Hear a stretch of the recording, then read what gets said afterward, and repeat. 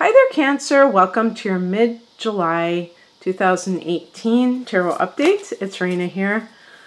Well, it's kind of funny because someone wrote to me tonight and I thought it was kind of cute. And they said, how can you do a forecast for August and then you're doing one for July? And I could see how that would seem a little bit strange, because I didn't used to do that because I wasn't doing mid-month readings. But I explained that I do those at the end of the prior month, and then the updates I'm doing right around the time of the mid-month. So even though I'm going backwards, it's still just picking cards. And, you know, it's kind of like you have an intention for the period of time that you're talking about. I mean, there are some readers that they really are quite far in advance for the time period that they do a reading. I tend to not like to go too far in advance. So I am usually only a few weeks in advance that I will do a reading. I think, like, if you do it too much, even with astrology, that is really more about looking at the transits. I don't like to record far in advance, because there could be things that come up in, you know, for the universal population that would make some of these predictions a little bit dated and not really taking into account things that are going on. And just in general, I never feel good about doing something too far in advance. But I thought that was kind of funny, because I could see how somebody would say, wait a minute, you're going forward, and, you know, because a lot of people are so linear that they're thinking that everything should be in chronological order, and here I am going backwards almost. And yeah, you know, it's doing both. Trying to be flexible, trying to do different types of time periods and different types of readings and things like that. So anyway, this is the Wild Unknown Tarot deck. I've used this before, and it's just a lot of fun. And it's the pen and ink drawings are just, to me, so cool. I wish I could do that. And look at how many lines there are. I mean, that's just like unbelievable.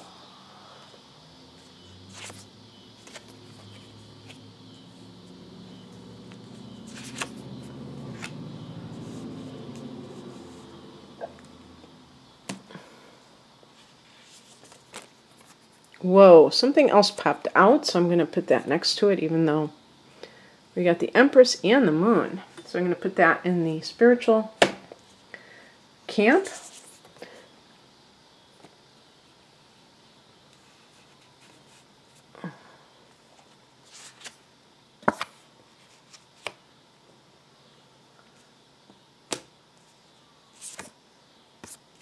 Okay, interesting.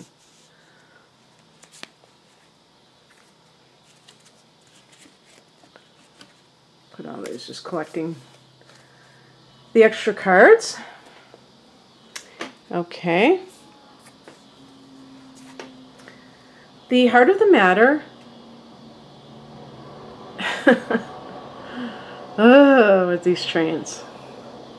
Is the Son of Wands, which corresponds to the Knight of Wands.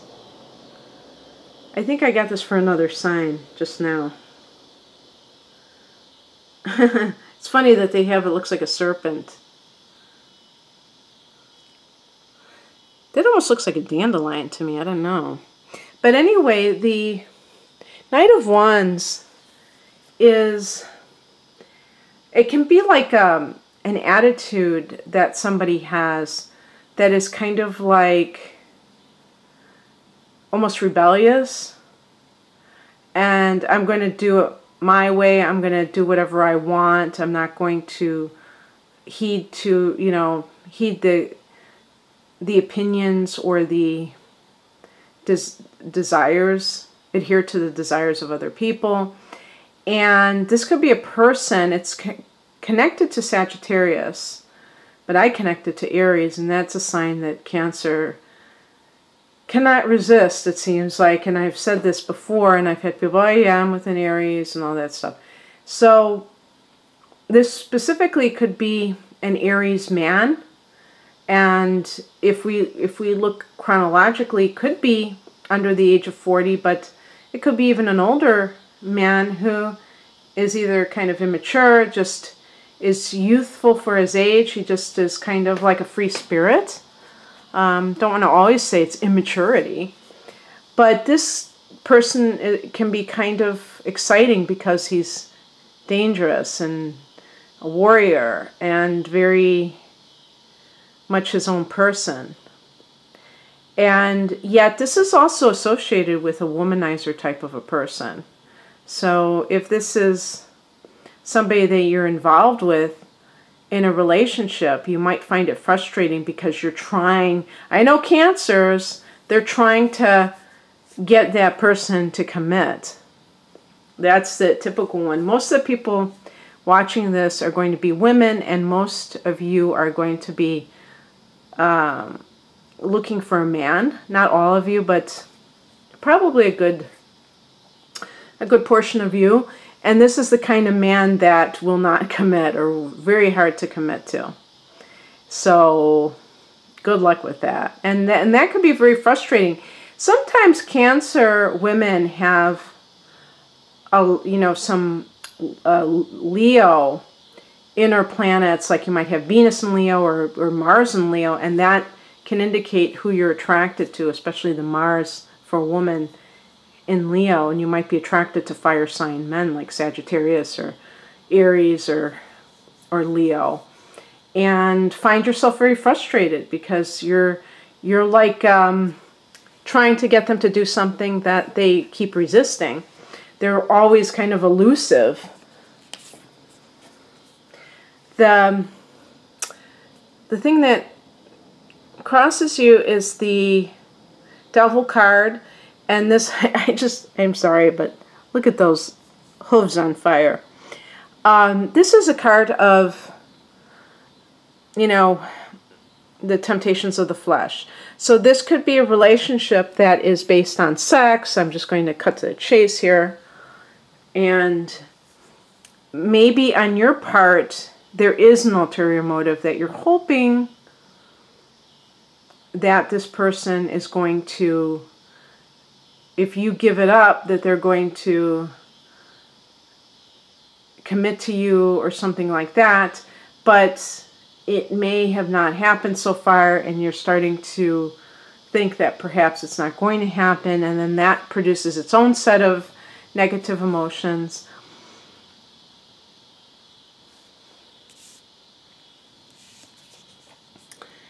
The foundation card of this reading is the Seven of Pentacles. This is a card of waiting and assessing your growth within this relationship, the investment that you've made, whether you've gotten what you put into it. And also, this could be a professional situation where you're tempted to go out on your own, but you're afraid to because of monetary concerns. And the thing about the Seven of Pentacles is that sometimes people are patient, but they're too patient, and they wait too long because they're being cautious about a situation that really, if they're honest with themselves, isn't going anywhere, but they can't help but think that it is. There's this part of them that wants it to be so true and wants it to pan out, wants to make it work. And what can hold you back is excessive concern about money. If you put all your security in something that is just material, then it only stays at that level. If you believe that the universe has your back, then end of story. That doesn't mean you do anything crazy, but there's two extremes, being foolish, being, taking too many risks, and playing it too safe. And the thing is, if you're wanting freedom in your life for whatever reason, and you feel like kind of confined where you are, the Knight of Wands wants that sense of, being able to chart their own course. And yet, that can hold you back, is that need for money that's an excessive need. You know, there's a logical need and then there's an excessive need. So the two cards that came out together, one was the Empress. This is the spiritual messages. The Empress is connected to the Earth Mother energy, and Cancer's connected to Mother and home. And the Moon, and you're connected to the Moon too. Oh my gosh. This is so cool. So, that's very interesting, because this is kind of very feminine energy, very nurturing. And maybe this is about becoming a mother for some of you. Maybe this is like about, I had this for another sign, I can't remember which sign, about possibly wanting to be a stay-at-home mother, but being tempted by, you know, money and maybe not being afraid to actually go through with it.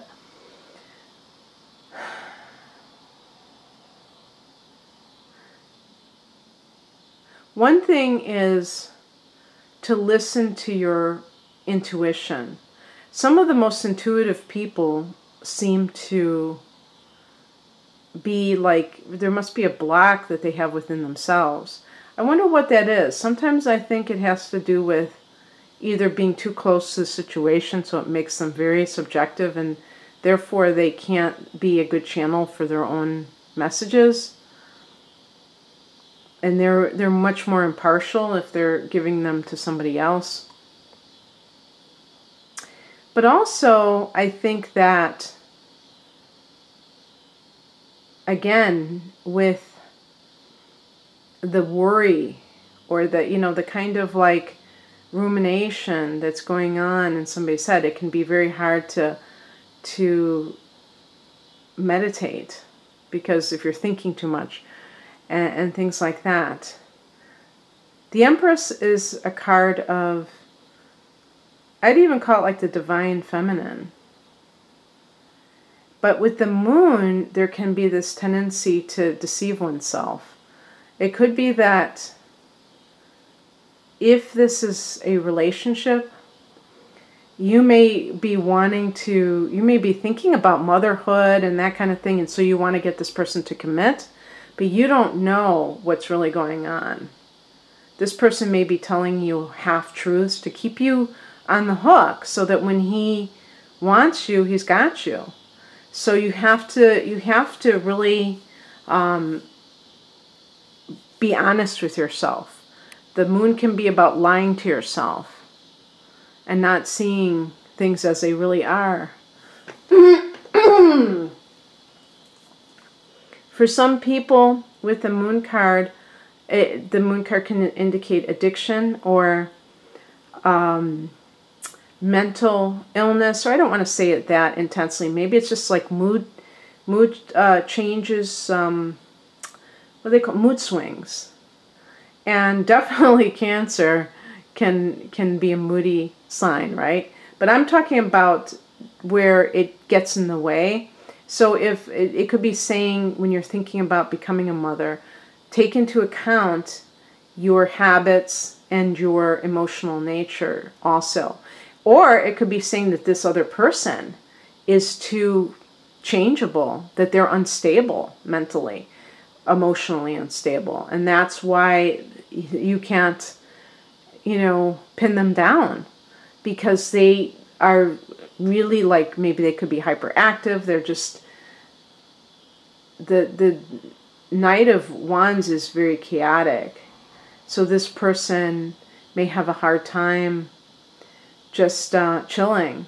They may just always have to go out, and that could be very frustrating if you're trying to raise a family, for instance, or even just for yourself, for your own sake. The practical advice is represented by the Nine of Pentacles. I think that's the Nine of Pentacles. I always got to make sure.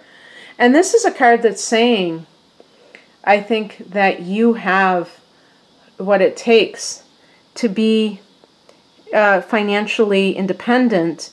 And as a result, you don't need a partner for that reason. So not to say you should have a child alone, because I think that it is much better if two parents are raising a child. But this is more in terms of that old-fashioned way of, I need this person as a support, and typically, especially with women, financial support.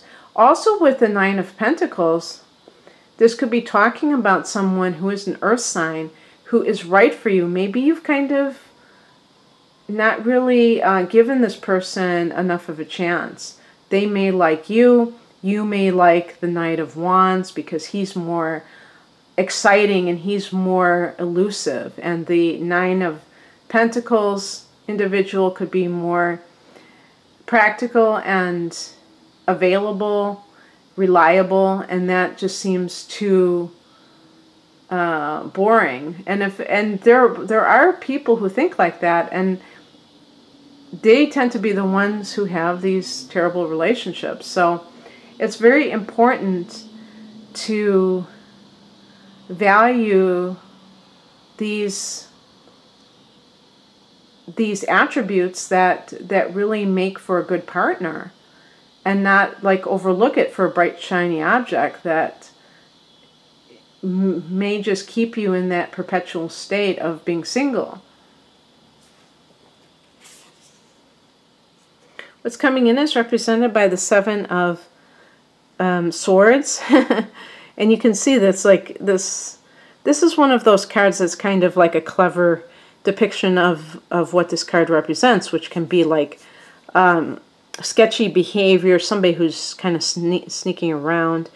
And sometimes this can simply mean that you're deciding to just be by yourself, and you're not seeking out. Maybe you decide, if that Knight of Wands decides to call, which they probably will if you stop calling them, that's when they'll call you. But you decide, you know what, I don't need this. And you're kind of like keeping to yourself. But this could also be that you find out what that Moon card, it's right, it's underneath that Moon card, that you find out what this person is really up to. And you find out that they have been deceptive towards you. Maybe they have been cheating on you and they claim that you're the only one. And if that's the case, that's okay, because what will happen is you'll have your answer, and then you don't have to worry about hurting somebody's feelings, because you know that they are that kind of person that they would do such a thing. And I'm trying to think about this lunar eclipse, what house it's falling in your chart. I think it would be the 8th house, if I'm not mistaken. I hope I didn't say that to another sign by accident, because I thought I said that to another sign. So yeah, because your opposite sign is Capricorn, and then one sign over would be the 8th house, it would be Aquarius. And that's, we're having this lunar eclipse on the 27th or 28th, depending on where you live, in your 8th house. So the lunar eclipse, it could be some kind of a situation involving money that you receive from an inheritance or something along those lines. And that could be coming in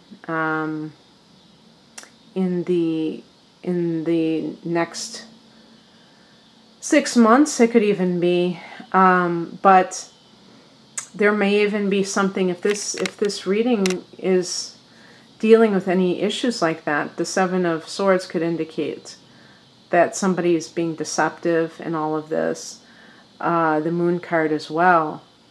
And even the Seven of Pentacles, it could be like you patiently waiting for this money, to come, and you know, who knows.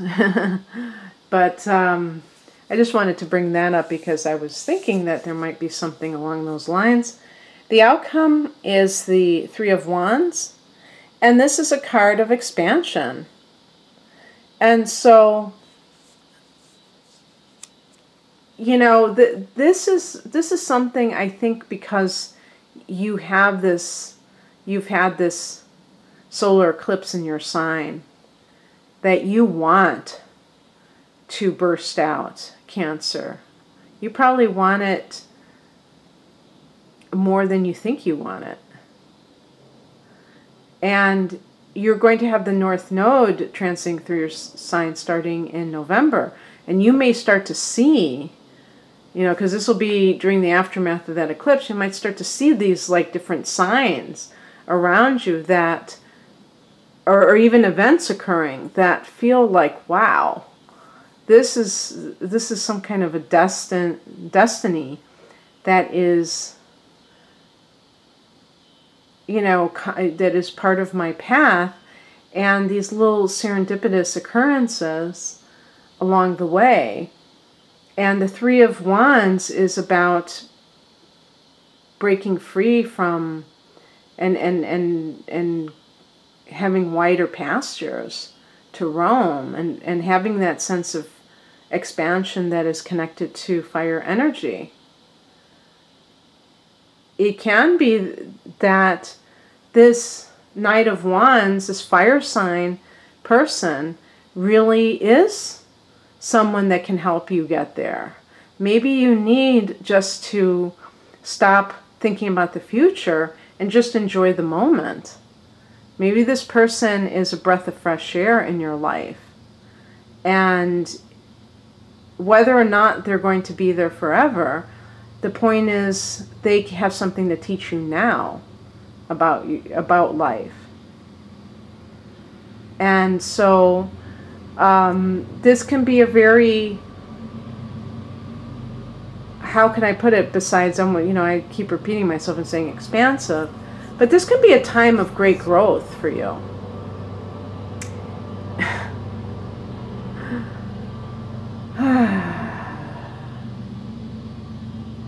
Yes, great growth.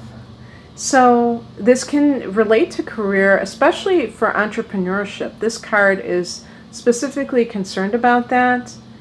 And yeah, I mean, I had brought up that premise at the beginning that you may have this Knight of Wands energy anyway, where you're kind of devil may care.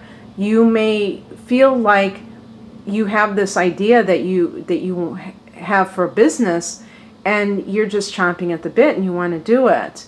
We do have retrogrades in the month of, starting in late July. In Mercury, Mars is already retrograding. Probably by the end of July, it will be in your opposite sign of Capricorn. But definitely in August, it will be opposing your sign.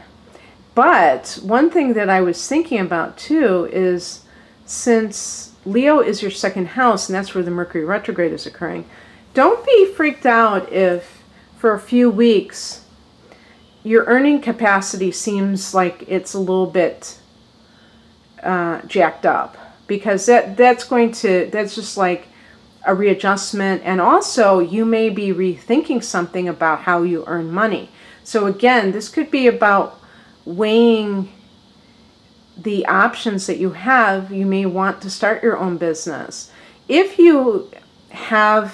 time is no object and money is no, well, forget about money being an object, but time is of no concern, probably the best time to launch would be at the end of August and going into September, I would say, because then Mercury will be direct and Mars will be direct.